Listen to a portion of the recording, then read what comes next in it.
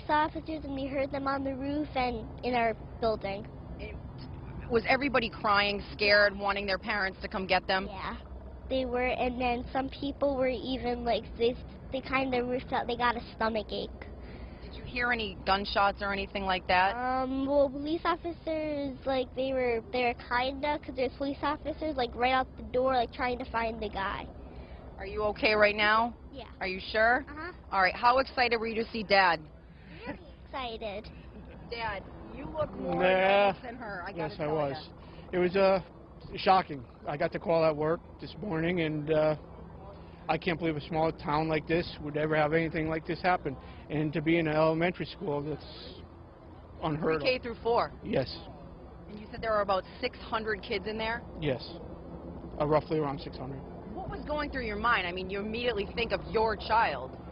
Yes, I was pretty shaken up. Didn't know, you know, who or what happened. I knew there were shooters in the building or a shooter. Just worried about who else is left in the building at this time. Mom, what do you think about this scene here in Newtown? It doesn't even seem real. It just does not seem like it's even possible. It's like you read it in the paper or see it in the news, you're like, oh my God, that poor family, and then you have something happen so close to home. It's like, I think I'm still in shock. As many of us are, no question about it, still trying to make sense of what occurred. Part of the process now is calming the students, calming the parents as they try and investigate the latest on this shooting. ABC News had reported earlier on today that there have been 31 school shootings, Nick, since 1999, which was the Columbine school shooting.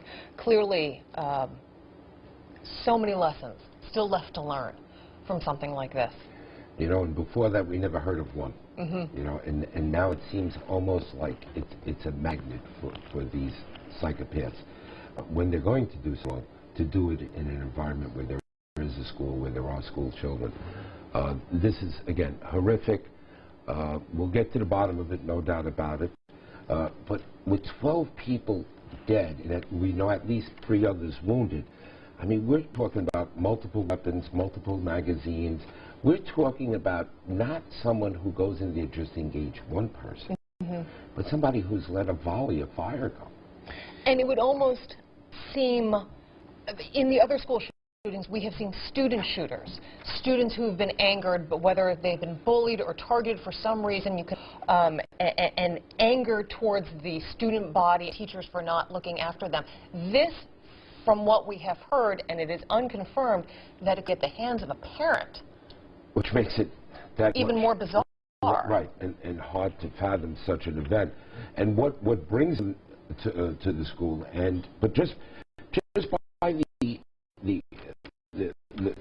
little information that keeps coming over from the reporters out in the field, we have a lot of rounds having been fired.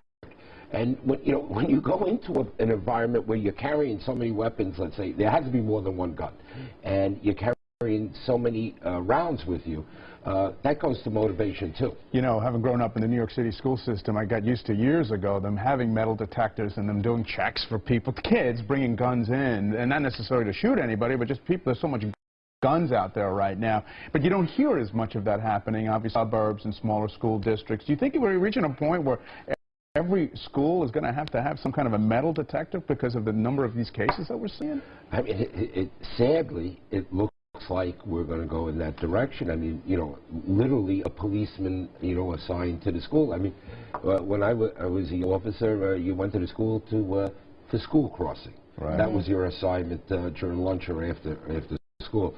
Not to take a position inside the school searching people, but it's again, it's a sign of the times. I mean, and this school particularly has a very good reputation. We've had Lisa Calagrassi informing us as best as she can about the school, and she's been following the story for us.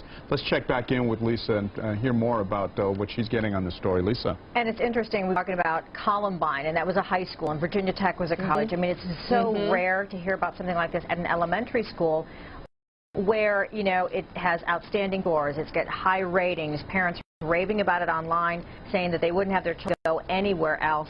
Family atmosphere. Your student-teacher ratio is about 15 or 16 to 1. So these are small classroom sizes. This is what makes Newtown, even though it's away from New York City, a very attractive place to live. Cost of living is a lot cheaper than in other areas that are close to the city. The largest city is Danbury, so that is probably where a lot of people work, Danbury. But this is a school that it sounds like everyone knows everyone, and we were talking about some of the, outstanding, accolades that this school has received. They also have above average test scores in math and reading, so they're high. Even, Kit usually ranks above the U.S. average. They're even high among Connecticut standards. So, they're getting things like 9 out of 10 ratings and 96% satisfaction rates from parents, which is really high. So this is not only traumatic for the students and the parents of this school, but really going to be for this entire community, because the population of Newtown is only about 27,000. So this is a small town, and this is going to leave a lasting impact for the entire community. Lisa, I mean, the shock and disbelief that must be rippling through that community and the neighboring towns this morning, it's hard to imagine. Lisa Colagrassi, thank you for that insight there. We should tell you that President Obama has been notified about the shooting in Newtown. He was briefed by Homeland Security Advisor John Brennan in the Oval Office just a short time ago, the White House saying that he continues to receive updates on the situation there as well. Clearly this story sparking nationwide headlines comes just 2.5 days shooting in a mall in Oregon. Diane Sawyer was up just a little while ago, and she interviewed a parent from Newtown, and let's go ahead and listen to what that parent has to say.